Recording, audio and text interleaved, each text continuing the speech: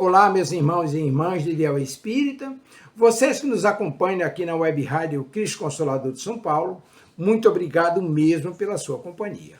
A nossa página Estação da Luz Espírita não tem fins lucrativos.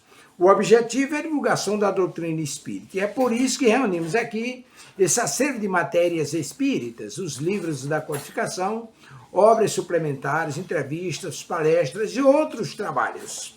Tudo isso exibidos nos programas das Web Rádio Estação da Luz de Natal e Cristo Consolador de São Paulo, para atender suas necessidades de estudo, pesquisa e lazer. Tudo isso sem fim lucrativo, como já dissemos. Agora, nos acompanhe aqui nesse programa a seguir.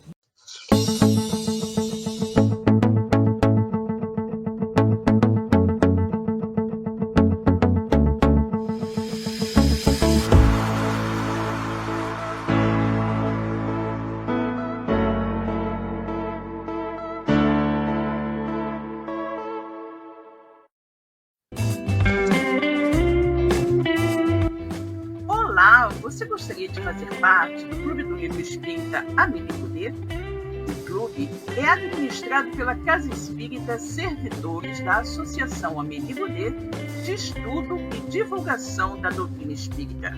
Através de uma assinatura mensal de apenas R$ 35, você receberá em casa um livro espírita sem nenhum custo adicional de frete. Como sócio do clube, você estará ajudando na manutenção de nossa casa e também na divulgação da doutrina espírita. Para mais informações, mande mensagem de texto para o WhatsApp 21 99447 9666, Rio de Janeiro, e nós responderemos de imediato. O valor pago pelo livro é sempre muito mais barato do que o valor encontrado nas livrarias. Você vai adorar fazer parte do Clube do Livro Espírita Amélie Poder.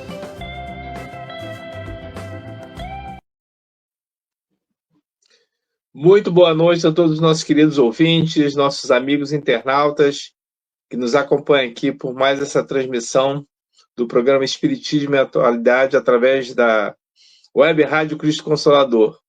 Eu, Cosme Deolindo, e aqui ao meu lado, minha amiga companheira Silvia Almeida. Boa noite, Silvia, como vai? Depois de 3 semanas... Muito bem, né, Cosme? Feliz de estar de volta, né? Como você falou, após 3 semanas que nós... mas tem uma desculpa, né, Silvia? Tem uma desculpa, fui visitar meu filho, né? Pois é, né? Entrou na maioridade, né, Cosme? Exatamente. Fui visitar meu filho, então eu me ausentei 3 semaninhas. Exatamente, mas tudo ótimo, estamos de volta, né? Com muito gás e muita vontade de estudar, não é isso? Muita vontade de falar da doutrina espírita. Com certeza. Exatamente, temos aqui já os amigos, né? João Santana, boa noite a todos, saudações fraternas. Boa noite, João, que bom que você está aqui, né? Boa noite, amigo, João. E da Kátia também, boa noite, querido Subcosmo. Estava saudosa do nosso estudo de domingo à noite. Vocês me acostumaram bem. A verdade, nós também, Kátia, também estávamos saudosos, né? Com certeza. Exatamente. Professora Kátia, boa noite. Nossa querida amiga Maria de Fátima Endes, boa noite, Subcosmo, e a todos os irmãos, boa noite. Boa noite, Fátima. Nós também, Fátima, nós também. A Rosana aqui conosco, boa noite a todos, que tenhamos ótimos estudos. Com certeza. Boa noite, né? Rosana. Com certeza. Se Deus quiser. A Cátia está me sentindo órfã. Estamos de volta, né?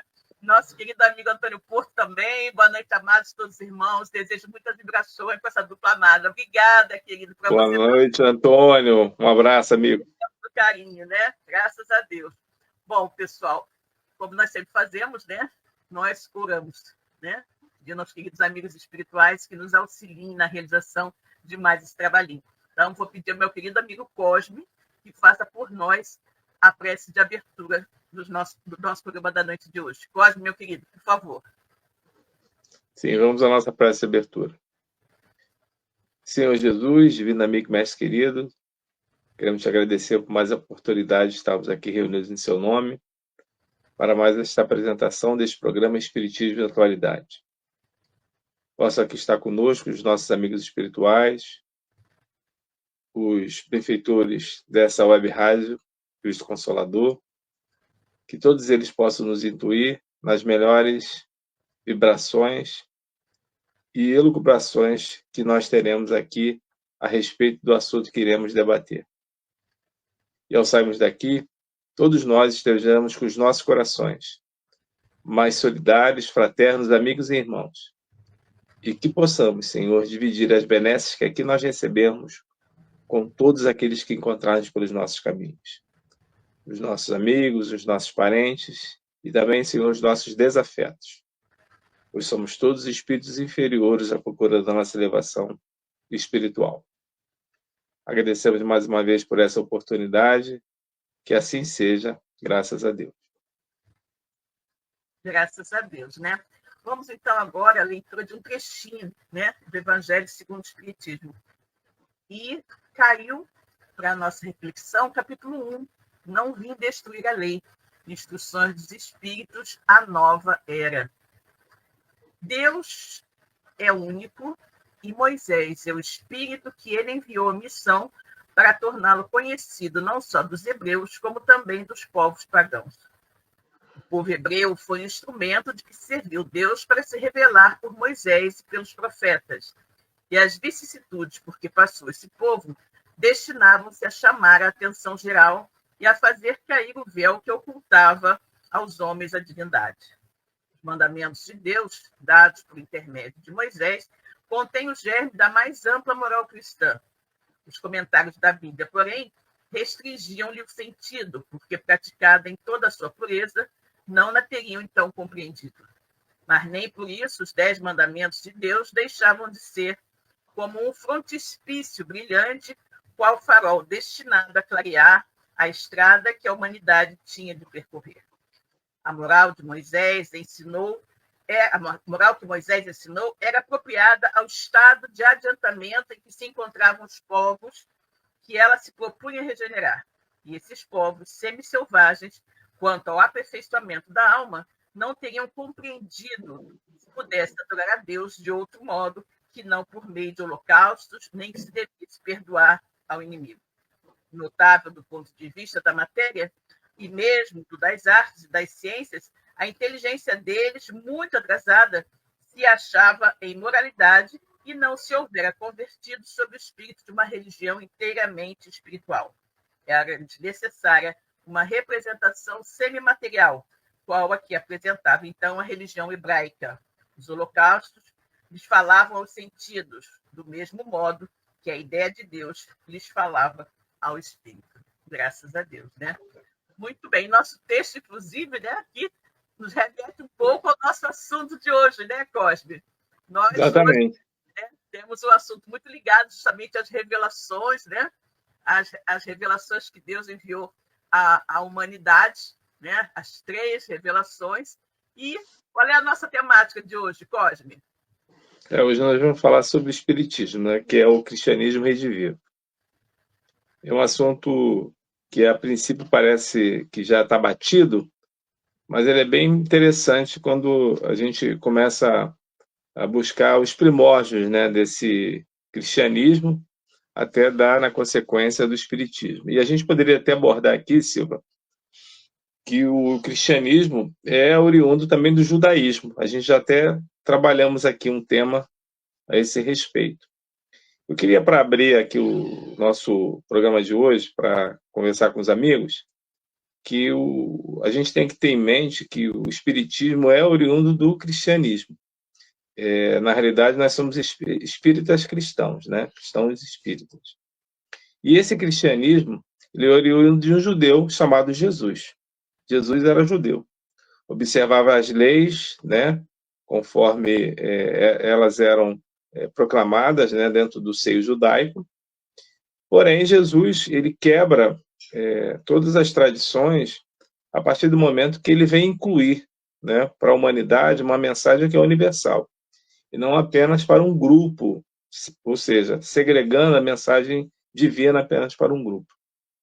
Talvez seja exatamente por isso que os próprios seus confrades, né, seus compatriotas, não o aceitaram como o Messias prometido pelos profetas do Antigo Testamento. e que Jesus abordava que a mensagem de Deus era para todos, para a humanidade. E ela não estava segregada apenas a um tempo, a um povo, mas sim para todas as épocas, todos os momentos. Conforme você mesmo falou, Silvia, nós temos como Jesus sendo a segunda revelação. E na leitura de hoje você fez que falando sobre Moisés, né, que seria a primeira revelação, o legislador bíblico.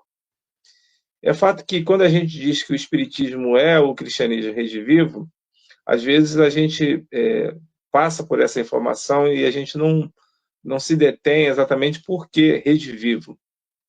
Porque quando Jesus ele vai falar sobre esse reino de Deus, esse reino dos céus, ele não está proclamando ali nenhum tipo de religião. Ele está colocando o amor como principal tema para que todos possam vivenciar dentro desse reino de Deus, reino dos céus. A partir do momento dos primeiros cristãos, que eram os judeus convertidos, houve-se grande confusão para poder saber, entre os próprios apóstolos, se eles continuariam com aqueles dogmas, os princípios judaicos. A própria questão de você ser circuncidado, houve tanta confusão que no livro Paulo Estevão a gente vê todas essas dificuldades que aconteceram, e no próprio livro Atos dos Apóstolos também. A gente observa isso muito bem claro. Vai haver um encontro, né, um concílio, que é o primeiro concílio que há, inclusive com a participação do apóstolo Paulo, né, no ano 70, se não me falha a memória, antes da queda de Jerusalém. E a gente vai observar que essas questões todas eram questões que, imagina, os cristãos eram, na realidade, judeus convertidos. Como aceitar que outros, que não judeus, gregos, troianos, viessem de fora para poder compor novamente essa religião, esse grupo que estava sendo formado? Então, a confusão era muito grande. A gente faz uma observação aqui, Silva, que dentro dos Atos dos Apóstolos, né, nesse livro do Novo Testamento, a gente tem bem essas querelas, né, que foram encontradas, mas também nessa obra magnífica que é Paulo Estevão, a gente vê efetivamente quem era a favor, quem era contra, porque Paulo se colocou de um lado, Pedro de outro, em cima do muro, e porque Tiago defendia as tradições judaicas. Então, tudo isso está ali bem descrito. É importante também que a gente possa entender, Silva, que as pessoas sempre falam que o início do cristianismo não havia confusão entre os apóstolos. É mentira. Havia confusão, sim. Havia grandes disputas entre eles, querelas, como qualquer ser humano, como nós somos hoje. Porque nós somos eles, né? Encarnados.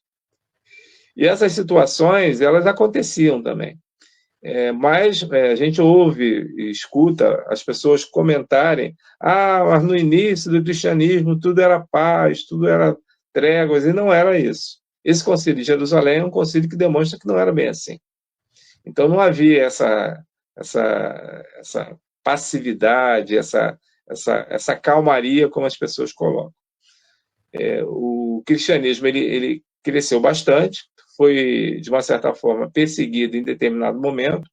É interessante também que a gente observe que o cristianismo, a partir do momento que Jesus coloca Pedro como o responsável, né, a pedra fundamental da divulgação dessa mensagem, assim como outras religiões que os romanos, dos povos que os romanos eles dominavam, eles não perseguiam as religiões. Existia a Pax Romana. A Pax Romana permitia que as pessoas comungassem, né, praticassem as suas religiões. Alguns imperadores, Nero, Diocleciano, Cláudio, são imperadores que vão colocar mãos de ferro, punhos de ferro, em determinados momentos da história, e aí vão perseguir porque estavam achando que os cristãos estavam desrespeitando os deuses romanos, porque os romanos, deixavam que esses povos cultuassem, fizessem seus cultos, desde que eles observassem o imperador, respeitasse o imperador, ou seja, reverenciasse o imperador que estivesse no trono. Se não houvesse o respeito, a reverência ao imperador, aí sim a situação era punição de morte. Então, em determinados momentos é que isso vai acontecer. E a gente tem uma ideia, às vezes, que isso sempre aconteceu desde o início do cristianismo. Não foi assim. Alguns momentos, alguns imperadores sim colocaram. Outra coisa também, para a gente poder fechar aqui a nossa abertura, é que o cristianismo ele tem um início muito difícil, né?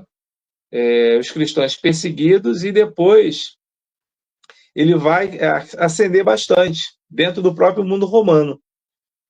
E a gente tem, né, o Constantino como aquele imperador que vai... primeiro ele vai fazer o Edito de Milão, né, juntamente com outro, observando que poderia ser cultuado, né, o cristianismo como uma religião normal, como as outras, né, de perseguido eles poderiam acontecer. E depois, esse cristianismo vai se tornar a própria religião oficial romana. Primeiro há o Edito de Milão, né, onde, na realidade, se há a concordância para que isso seja feito normalmente, sem nenhum tipo de perseguição. E depois, o próprio Constantino, a sua mãe, né, que se tornou cristã, ela vai ajudar muito nessa abertura, né, para ele. E ele vai, de uma certa forma, trazer o cristianismo como religião oficial de Roma. As pessoas também falam que Constantino se tornou cristão. Não, ele se tornou cristão no leito de morte. Porque, como imperador, ele tinha a capacidade, né, possibilidade de matar. E os cristãos não podiam fazer esse tipo de coisa. Então, ele que namorava o cristianismo. Quem era cristã mesmo, convertida, era sua mãe. E ele, só no leito de morte, é que ele vai ser batizado. Então, Constantino, só na morte que ele vai se tornar esse cristão ali. Tá bom? Essa história, Cosme, que você trouxe, né, da perseguição e tudo mais, até que Constantino resolveu considerar o cristianismo como religião do Império Romano. Aí eu costumo dizer que aí é que a coisa desandou. Aí é que a coisa desanda. Aí é que a coisa desandou, porque é verdade.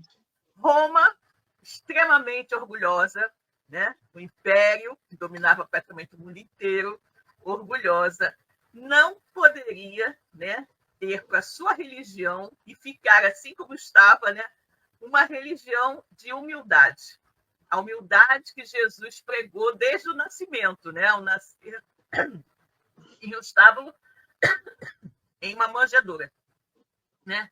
Então, para ele, obviamente, a partir do momento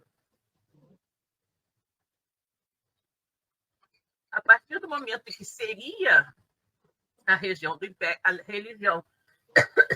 Império Romano, teria que ser algo tão grandioso, imponente, né, como o Império ele mesmo.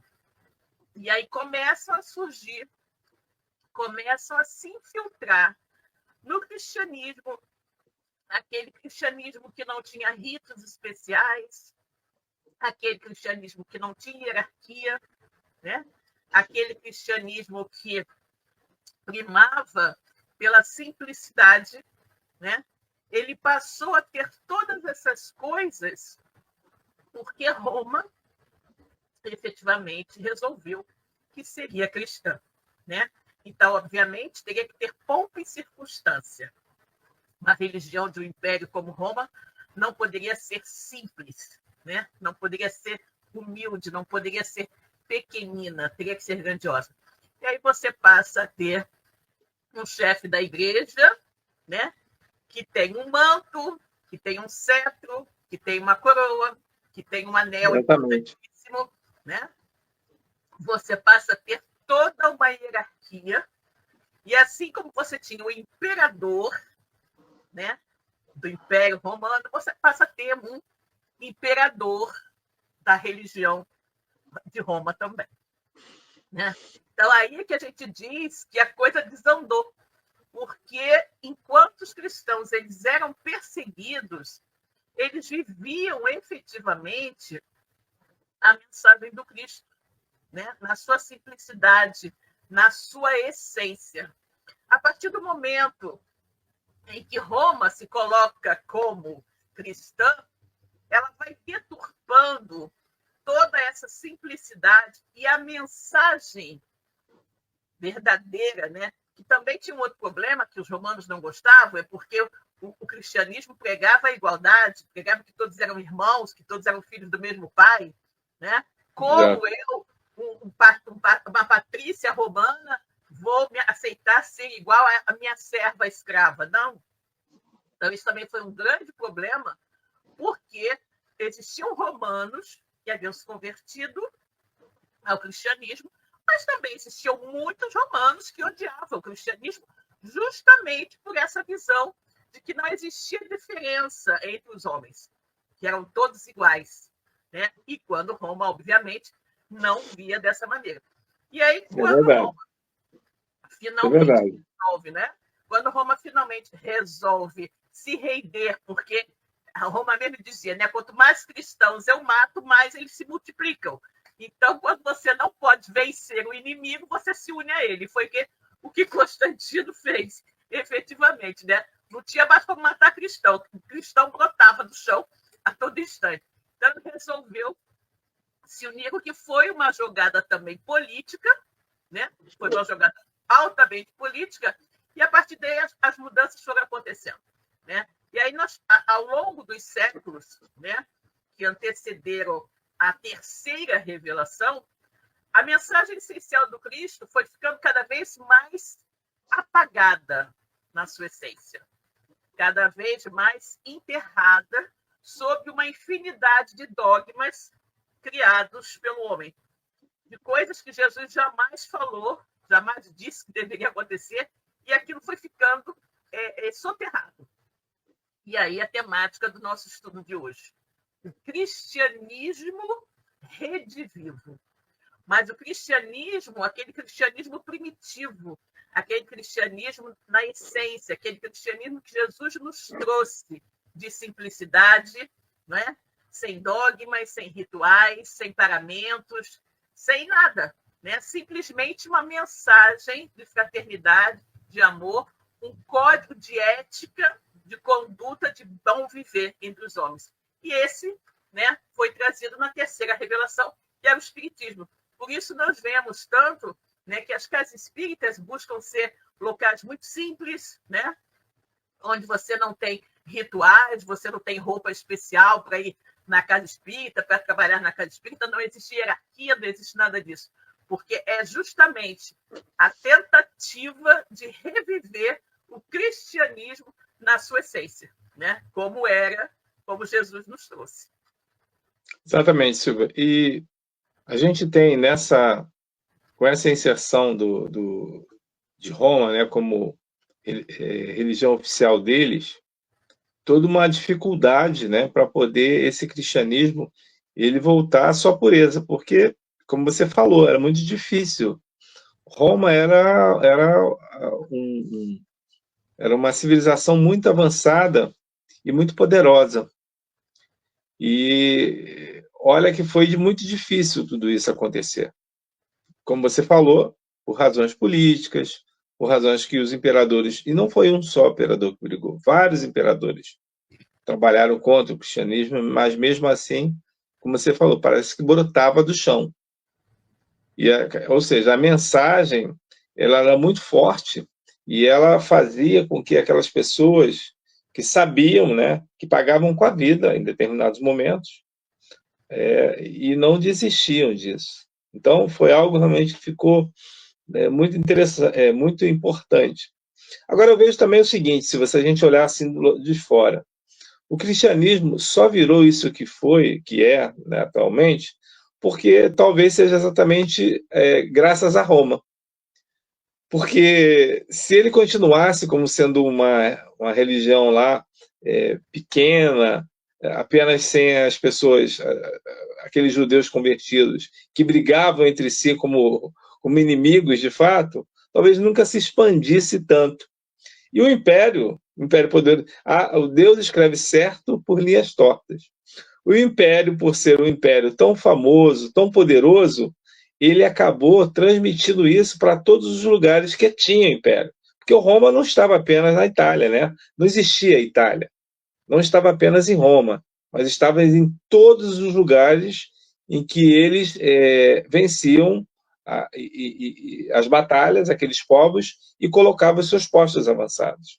Então, quando a gente fala do Império Romano, são todas as localidades em que Roma mantinha a sua águia como a responsável por isso. Então, vejam como há a expansão desse cristianismo, direto, muito, muito forte. E, conforme você falou, o Espiritismo é esse cristianismo redivivo, porque ele tenta, de uma certa forma, né, conforme você mesmo falou, trazer aqueles princípios, né, pelos quais o cristianismo, quando ele foi criado, ele tinha, né? Não existia nenhum tipo de parâmetro para poder se fazer uma pregação, não existia nenhum chefe para poder estar à frente, não existia nenhum tipo de qualquer tipo de melindre para que as pessoas participassem. Todos podiam participar. Então, é exatamente como Allan Kardec, orientado pelos amigos espirituais, pelos benfeitores do mundo espiritual superior, ele cria, né, junto com eles, faz a codificação espírita e vai criar o primeiro centro espírita, que é a Sociedade Parisiense de Estudos Espíritas. Ou seja, onde não havia nenhum tipo de ritual, não existia nenhum tipo de quadro, de vela, nem qualquer outro tipo, mas sim onde as pessoas iriam para poder meditar, elevar os pensamentos para que os bons espíritos, né, pudessem acompanhar e os instruir dentro das melhores práticas da vida do homem de bem. Então, por isso que a gente fala que o espiritismo é o cristianismo redivivo, porque o cristianismo ele também nasce exatamente com essa mesma vertente, né? Com essa mesma forma de se adorar a Deus, né? Reconhecer Jesus como aquele nosso irmão maior responsável, e aí depois é a história que nós conhecemos. Vários concílios, várias tipos de regras que são seguidas até os dias atuais, e a grande confusão que muitas guerras que aconteceram, cisões, querelas, mortes envolvidas com isso, tudo em nome do Cristo. Isso que é o pior de tudo dentro dessa história toda. A gente vai ver, Cosme, aí você falou nessa parte da guerra, né, das mortes e tudo mais, como o espírito belicoso de Roma contaminou efetivamente o cristianismo, né? O cristianismo que Jesus disse, né? Se alguém bater na face direita, oferecer à esquerda, se alguém quiser ter o manto, dê também a túnica, se alguém quiser que você caminhe 1000 passos, caminhe 2000, né? Ou seja, não briga, viva em paz, viva em harmonia. E aí chega Roma, né? Por isso que eu sempre digo, quando Roma chegou, a coisa desandou completamente, né? E chega Roma e começa, né? A partir dali, né? Você tem todas aquelas situações que nós vimos das cruzadas, né? Cruzadas que eram campanhas de guerra, né? Para invadir a terra dos outros, para impor, né? Dominar, impor, né? O cristianismo como se fosse uma coisa assim, como se Jesus tivesse em algum momento ensinado isso, né? Jamais, bem pelo contrário, né? E eram justamente cruzadas organizadas pela chefia, né, desse cristianismo que passou a ser o cristianismo de Roma, né? O cristianismo de Roma, porque eram os papas, né, que Roma colocou como os principais, o ponto alto, né, o imperador, digamos assim, da igreja cristã, que organizavam essas campanhas das cruzadas, né? E a gente sabe como é que foi bem complexo isso. Então, é importante que a gente leve em consideração também que outro ponto que aconteceu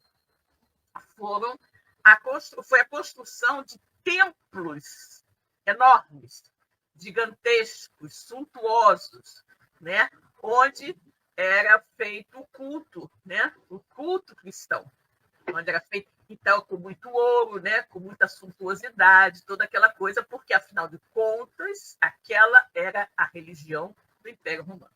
Não há dúvida, né, que o fato de Roma ter colocado o cristianismo como a religião, né, de Roma, obviamente, quando ele chegava, todo mundo ficava sabendo qual era a religião do Império, a religião dominante, aquela coisa toda, e realmente foi uma maneira muito eficaz de expandir. Só que essa expansão se deu de uma maneira, digamos assim, deturpada, né? Uma maneira deturpada e uma maneira que chegou a tal ponto em que a religião tinha um poder enorme, né? Até mesmo maior do que os próprios soberanos das localidades. Né? Sim, verdade. Exatamente, a gente sabe o que deu. Né? E aí depois nós vamos ter isso, justamente, a gente, quando chega na terceira revelação, nós vamos encontrar Kardec também nos recomendando, junto com todas as colocações de simplicidade, de humildade, né? De nada de paramentos, nada disso, a recomendação de que nós tivéssemos casas espíritas pequenas, né? Casas espíritas pequenas, porque nós sabemos, isso aí é fácil de você entender, né? Além da questão da simplicidade e tudo mais, não precisava de nada suntuoso, a questão de que você tem ali um agrupamento de pessoas, de seres humanos, né? Que são espíritos imperfeitos. Nós somos espíritos imperfeitos. Então, a partir do momento que você une espíritos imperfeitos no mesmo teto, né? Quanto mais você une, mais complicado é administrar as pessoas, né? Então, quando o ambiente é menor, quando o número de pessoas é menor, essa administração de pessoas torna-se mais fácil. Então, Kardec também recomendava que fossem casas espíritas pequenas. Muitas casas espíritas, né? Eu costumo dizer pontos de luz. Muitos pontos de luz, pequenos em vários lugares, em vários bairros, vários dentro do mesmo bairro, né? Mas pequenos núcleos. E quando você falou da Sociedade Parisiense de Estudos Espíritas, né? O primeiro centro espírita que nós tivemos, ele teve origem, como a grande maioria dos centros espíritas, né? Na casa de Kardec. Né? Não foi em nenhum lugar. Era ali. Os interessados se reuniam na casa de Kardec, chegava lá um dia, a Melis empurrava as cadeiras, os móveis todos, para as pessoas se sentarem, se reuniam ali, né, na sua casa, e a maioria das casas espíritas nasceu dentro da casa de um idealizador. Né? Então, dali você, com muito sacrifício, porque não se tem dinheiro, porque você vive de doações, né? De uma ajuda grande, você consegue sair, às vezes, para um aluguelzinho, e depois de muitos anos você talvez consiga ter a sua sede própria, né? Mas é uma coisa muito simples, muito humilde. Você eu não conheço assim grandes centros espíritas, por maior que seja, né? Que tem assim aquela aparência suntuosa de grande templo, né? Como a gente consegue ver por aí. O que acontece, né, Silvia? Em verdade, nós temos a Casa Espírita trazendo o espiritismo e como a própria recomendação do codificador para trabalhar em grupos menores, para ter menos desavenças, confusões. Mas mesmo os menores sempre tiveram grandes dificuldades. Sempre. A gente já falou aqui nesses 4 anos de programa. Do caminho, né, Cosme? A Casa do Caminho já começou lá com os 12, com os apóstolos. Exatamente. E tinha problema. Problemas, eles sempre aconteceram, porque problemas quem faz os problemas são os homens, somos nós. Então, o problema não vai acabar, não vai se afastar, a não ser quando nós mudarmos a nossa vibração para espíritos, né? Bons espíritos, né? Mas o fato é, Silvio, a maioria realmente das casas espíritas elas foram criadas em núcleos familiares. O próprio espiritismo chega ao Brasil. Nós já fizemos um programa aqui uma vez sobre isso, falando sobre o Luiz Olímpio Teles de Menezes, que é o baiano e que vai montar o primeiro centro espírita do Brasil, em Salvador. Porque ele tinha um amigo que morava na França, e ele recebeu o Livro dos Espíritos. E é o Luiz Olímpio que vai lançar o primeiro jornal, o primeiro grupo espírita, dentro da sua residência, dentro do seu local, onde ele encontrava com os amigos para poder fazer. Só depois é que vem para o Rio de Janeiro essas informações para montar o centro aqui. E São Paulo também, essa mensagem ela foi muito bem assimilada, principalmente no interior de São Paulo, onde nós temos até hoje grandes centros espíritas, muito boas casas, que fazem trabalhos assim sensacionais e que divulgam o espiritismo muito bem também. A gente tem nesse exemplo, né, Cosme? A gente tem Matão, né, lá com o Caíba Schutel, o Bandeirante. Sim, o Caíba Schutel, exatamente. E muito interessante também. A gente tem também em Minas, lá em Sacramento, a presença de Eurípides Passanufo. Sim, Eurípides. E é muito interessante isso. São figuras muito importantes para essa virada, né, de século, né? Doutor Bezerra, né, que também foi muito interessante a conversão do doutor Bezerra. Demorou um pouco, mas ele finalmente, né? Sim. Gente, no século passado, né? No século retrasado, final do século XIX, início do século XX, eu diria que não apenas início do século XX, mas bem mais para além da metade do século XX, a religião dominante era muito poderosa ainda, né? Você tinha quase que um monopólio religioso aqui no Brasil, né? A maioria das pessoas se dizia, digamos, católico, né? Católico romano, aquela coisa toda, e os praticantes e quem não era praticante. Eu simplesmente eu gosto da sua religião, eu sou católico. Né? Nunca nem ia à missa, não fazia coisa nenhuma, mas se dizia, né? Por não ter uma outra... batizado é católico. Não ter uma outra visão, né? Alguma coisa assim. Então, é muito interessante, né? Quando depois isso vai se modificando. E aí a questão que eu estava falando do Bezerra, né? O Bezerra, ele ganhou um livro também, numa tradução, né? Do Livro dos Espíritos, veio lendo, né? Ele morava na Tijuca, veio lendo no bonde, no centro da cidade até a Tijuca, e leu e achou aquilo tudo muito normal, muito natural. Até ele se dizia, não, eu acho que era espírita desde criança, né? Porque para ele... Já conhecia aquilo ali, né? Exatamente, já conhecia. E aí, o que acontece com ele? Ele passa alguns anos, né? Falando de espiritismo, uma coisa ou outra, simpatizante, até que depois, eu não me lembro bem, depois de 10 anos, não sei quantos anos depois, ele declara, né? Se declara lá no quartel da Guarda Velha, né? Diante de 2.000 pessoas que foram a uma reunião, ele se declara espírita. Né? Então, não era fácil também, naquela época, uma pessoa se declarar espírita. Não, né? Não era fácil. O espiritismo teve também uma grande perseguição. Né? Teve uma grande perseguição. Até hoje a gente vê em algumas casas, né? O livro de presença. Quando você chega na casa espírita, tem um livro de presença. As pessoas chegam e falam assim, existem, muitas casas têm isso. Exatamente. Isso aí assim, é um resquício dessa época de perseguição. Por que existia isso? Porque depois a polícia ia nas casas espíritas, né, para saber quem tinha comparecido àquela reunião. Então, era necessário que as pessoas assinassem, porque era considerado uma coisa não muito boa. Né? Então, aquele livro de presença, a gente era para isso. Né?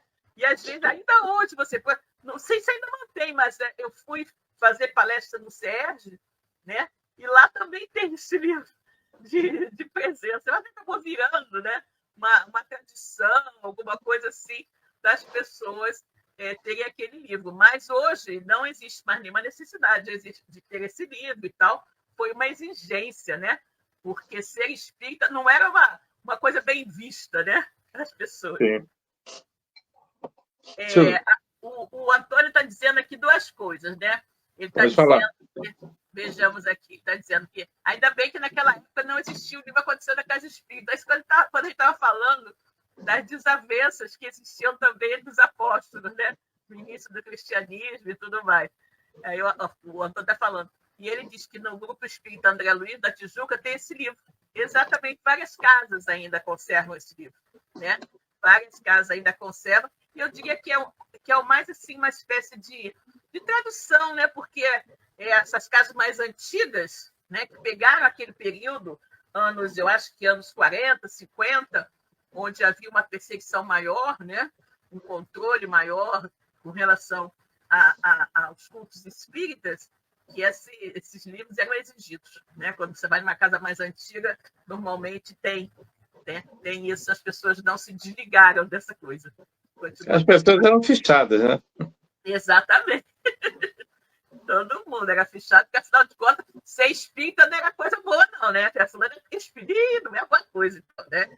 Não é boa coisa. Aí era uma coisa realmente bastante complicada, né? Exato. Aí você vai parecia que estava fazendo algo errado, né? Você vai ver como as pessoas, né, manipulam a realidade. Mas são esses primeiros, né, Silvia, que colocaram a cara a tapa, né, para poder o espiritismo ele se propagar dentro do Brasil, que a gente tem que reconhecer.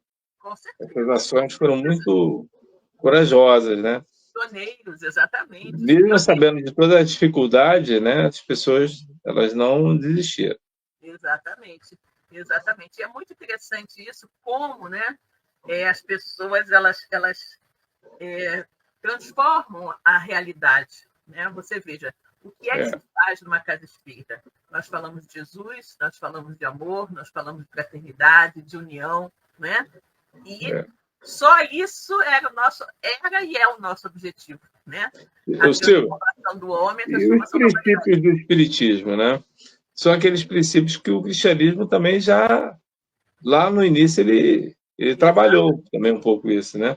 Exatamente. A questão de Deus, né? A lei de causa e efeito, né?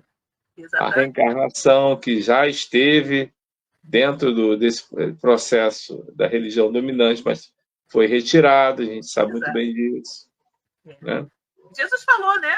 Você sabe que nasce da água e do espírito, né? Nicodemos estava lá todo confuso com relação a isso. Jesus acabou explicando para ele, né? Então, a gente sabe que a reencarnação, né, era entendida pelos judeus lá do judaísmo como ressurreição, né? Eles sabiam mais ou menos o que era, mas não tinha a clareza, né? Não tinha aquela clareza do que seja. E aí veio a terceira revelação, que foi para deixar claro tudo aquilo que Jesus não pôde deixar, porque as pessoas não tinham capacidade ainda de entendimento naquela época, né? Aí veio mas o que acontece? Silvia, o que acontece? Naquela época é muito difícil, mas hoje também, apesar de ter muitos centros, a gente tem ainda dificuldade em algumas localidades não ter um centro espírita. É porque a gente está muito aqui pela capital do Rio, São Paulo, né, Belo Horizonte. Você vai encontrar, porque teve um trabalho mesmo no interior de São Paulo. Mas tem outras localidades em que não tiveram essa sorte. Poucas pessoas foram. É claro que hoje em dia você procura... No Japão tem casa espírita. Não é religião oficial. O cristianismo não é reconhecido lá. Tem cristãos, mas a maioria de fora. Porque eles lá são shintoístas, né? São budistas.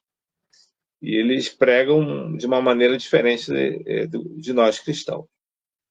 Agora, o que eu falo mesmo, Silvia, é que o cristianismo que deixou se contaminar por todas essas situações, né? E o espiritismo ele surge como uma terceira revelação e que vem nos trazer os princípios básicos dessa doutrina, que é importante, né? A gente comentar sobre isso, sobre Deus, sobre a lei de causa e efeito, sobre a comunicabilidade dos espíritos, né? A sobrevivência da alma. São pontos básicos e chaves para a gente entender o Espiritismo. Esse Espiritismo, que é a terceira revelação, ele é um presente dos céus para todos nós, porque ele surge no momento, né, de grande dificuldade dentro da própria nação que o criou, né? Foi a nação na França. A França tinha passado por grandes dificuldades até então e novamente vivia uma conturbação no sentido econômico, social e passava por grandes dificuldades também. O Espiritismo ele vem trazer, de uma certa forma, uma paz, e principalmente o Evangelho segundo o Espiritismo, que vem acalmar os nossos corações. Então, quando a gente fala que ele é o cristianismo redivivo, é que, de uma certa forma, a gente resgata, assim, aqueles princípios quando o cristianismo ele foi iniciado, né? Com muita simplicidade, sem nenhum tipo de pompa e sem buscar nenhum tipo de opulência que possa ofuscar a própria situação das pessoas que frequentam. A mensagem em si também, né, Cosmo? Porque o importante é a mensagem, né? Não é o local onde ela é difundida. Exatamente. A mensagem é uma mensagem boa. Mas não é o que a gente vê. A gente vê o tempo inteiro as pessoas querendo, digamos assim, bancar, porque minha casa é desse tamanho, a sua é pequena. A gente vê muito isso. Mas são aquelas deturpações naturais do homem, né? E é por isso que nós falamos também muito na responsabilidade do espírita sincero em preservar o espiritismo na sua mais pura essência. Cada um de nós que sabe disso é responsável por não estimular esse tipo de coisa nas suas casas, né? Não estimular. Porque nós temos, na codificação Kardec, recomendando casas pequenas, nós sabemos que o objetivo, e foi algo que encantou Kardec quando ele se deu conta, o objetivo do Espiritismo é justamente a reforma do homem, a reforma da humanidade, a transformação do homem para o bem, né? O que Jesus também veio trazer quando ele falou em amar os inimigos, né? Perdoar 70 vezes 7, tudo isso ele estava saindo e estava falando para um povo extremamente bárbaro, né? Violento, um povo que tinha seus direitos absolutamente desrespeitados. Ele veio para chamar a atenção com relação a isso, né? E nós hoje, como cristianismo redivivo, nós temos a obrigação de lutar, né? Lutar, entre aspas, para que isso não seja outra vez deturpado, para que não aconteça com o cristianismo redivivo o que aconteceu com o cristianismo, né?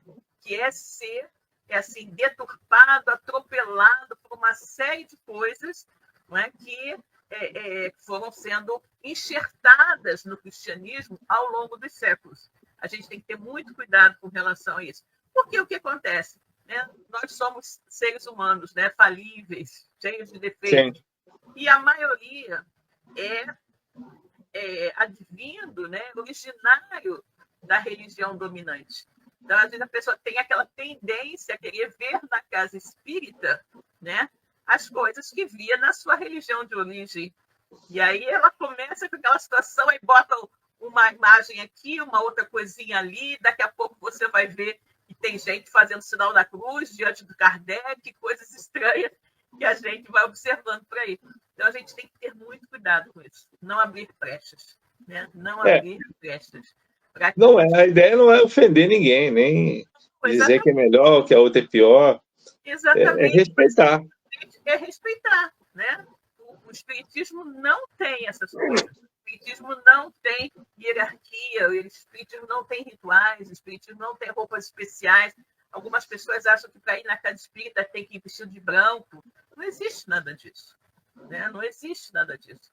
Você é uma pessoa livre, o espiritismo não proíbe ninguém de fazer coisa alguma, não te exige, né, coisa alguma. Só que você, quando você se integra no espiritismo, você mesmo, né, se você estiver convicto daquilo que você está fazendo, você vai buscar a sua reforma íntima, né? Você mesmo. Né? Você mesmo não vai se conformar, né? Não vai mais querer fazer as mesmas coisas que você fazia antes, que hoje você entende que não são melhor para você. Como disse o apóstolo Paulo, né? Tudo nos é lícito, mas nem tudo nos convém. Né? Tudo nos é lícito, mas nem tudo nos convém. E isso é uma coisa muito importante, né? Ou seja, o espiritismo não proíbe nada, você faz o que você quiser, mas será que tudo te convém? Né? Então, quando nós começamos a ter essa noção verdadeira, a gente realmente percebe que a gente não apenas entrou para o espiritismo, mas que o espiritismo entrou para dentro da gente, né? Perfeito. Silvia, para a gente espírita, a gente consegue enxergar muito facilmente, né, que todas os fundamentos da doutrina, eles estão abertos para qualquer um vivenciar. Claro. Né? Basta que nós creamos nessas informações. Agora, o acreditar não é simplesmente numa coisa que nos deixa cego, mas é algo racional. A fé raciocinada, o que eu acho fantástico. É uma fé raciocinada, porque a gente não possa ser conduzido como uma pessoa que não tem opinião, ou que não se reflete. E o Kardec sempre foi alguém que sempre pedia para que as pessoas refletissem, né, sobre tudo que acontecia. Exato. É interessante também que nesse espiritismo que nós temos, você vai encontrar casas de diferentes tipos de tratamento dentro do espiritismo. Né? Algumas que vão enxertar outras coisas, mas efetivamente a gente sabe que isso não tem parâmetro dentro da doutrina. Ou seja, todas essas coisas que estão à parte, elas são de religiões espiritualistas e que, de uma certa forma, têm uma aproximação, porque trabalham com a alma, trabalham com o espírito, trabalham com essa questão de reencarnação, e aí todo mundo coloca que é espírita. Quando na realidade não é. Na verdade, existe essa grande confusão ainda hoje, né? Que a pessoa diz, eu sou espírita. Não, você não é espírita, você é espiritualista. Espiritualista é todo aquele que acredita que existe alguma coisa além da matéria, né? Espírita é aquele que segue, né, a codificação, né, feita por Kardec, ou seja, o ensino dos espíritos codificado por Allan Kardec no Pentateuco Espírita. Né? E aí as pessoas não gostam, vão falar, eu sou espírita kardecista. Gente, eu não vejo problema nenhum na pessoa falar isso. Né? É óbvio que eu não preciso aqui dizer para vocês, eu sou espírita kardecista. Não, eu sou espírita, e todo mundo aqui vai me entender. Mas num ambiente em que as pessoas não têm esse conhecimento, você precisa explicar, porque as pessoas não entendem. Quando você diz, eu sou espírita kardecista, elas entendem que você segue a doutrina dos espíritos, né? Mas eu já vi várias pessoas se apresentando para mim, falando, eu sou espírita, mas não é espírita, né? Porque o espírita é aquele que segue a doutrina de Kardec. Agora, o espiritualista é todo outro que acredita. Então, nós temos os umbandistas, os candomblecistas, né? Vários outros segmentos religiosos que são espiritualistas. Mas espíritas são aqueles que seguem a doutrina dos espíritos. É uma questão de nomenclatura, gente. Uma questão de nomenclatura. E não, como o Costa falou muito bem, não é que a gente se ache melhor ou pior que ninguém. É só uma questão de nomenclatura. Você não chega para uma pessoa que é da Igreja Católica Apostólica Romana e confunde essa pessoa com alguém que é da Igreja Evangélica, da Igreja Protestante, porque são diferentes. Né? São crenças, digamos assim, são todas crenças cristãs, mas que têm rituais e maneiras de proceder diferenciados. Né? Então, é só uma questão de nomenclatura. No fundo, né, todos aqueles que se dizem espíritas são espiritualistas. Nós somos, né, espiritualistas e espíritas. Né? Exatamente. Acreditamos em algo além da matéria. Acreditamos na alma, né, imortal, Exatamente. E seguimos, né? Seguirá para a felicidade. Exatamente. E seguimos aqueles ensinamentos trazidos pelos espíritos e codificados por Allan Kardec no Pentateuco. Gente, olha só, nosso tempo hoje voou, né? Voou. Temos aqui menos de 4 minutinhos para o final, né, do nosso programa de hoje. Foi muito bom conversar com vocês, né, Cosme, sobre essa temática bem muito rica, bom, né, que a gente pôde abordar vários assuntos. Esperamos que vocês tenham gostado.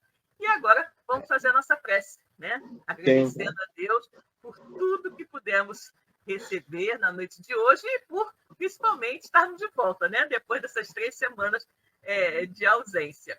Então, vamos orar. Deus, Pai de infinita bondade, misericórdia e justiça, Jesus, nosso querido Mestre, guia e modelo de toda a humanidade.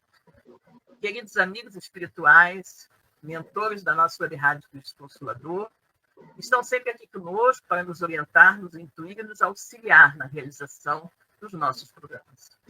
Agradecemos por mais uma noite de confraternização, por mais uma noite de convívio fraterno, por mais uma noite de tanto aprendizado.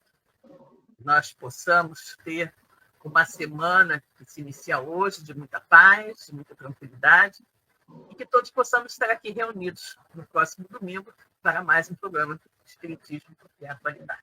Graças a Deus, né? Nosso querido João aqui falando boa noite a todos, feliz semana. Você também, João. A Rosana também, gratidão e boa noite, né? Antônio Porto, boa noite a todos os amigos. Como é bom ouvir esses 2 amigos. Gratidão. Obrigada, Antônio. Maria Enes também, gratidão. Excelente semana a todos. Obrigada, querida. A Kátia conosco, muito rápido. Iluminada a semana a todos. Também achei, Kátia. Voou, né? Nosso tempo hoje voou. Foi muito agradável conversar com vocês, né? Muito agradável estar de volta, né? Esperamos não precisar nos ausentar mais assim tanto tempo, né? Mas eventualmente pode acontecer, tá bom? Então, Cosme, meu amigo, boa noite, bom final de domingo, uma ótima semana. Beijo para todos, gente. Até a próxima. Fiquem com Deus. Uma boa noite para você, para os nossos amigos, e até o próximo domingo, se Deus quiser. Até. Até.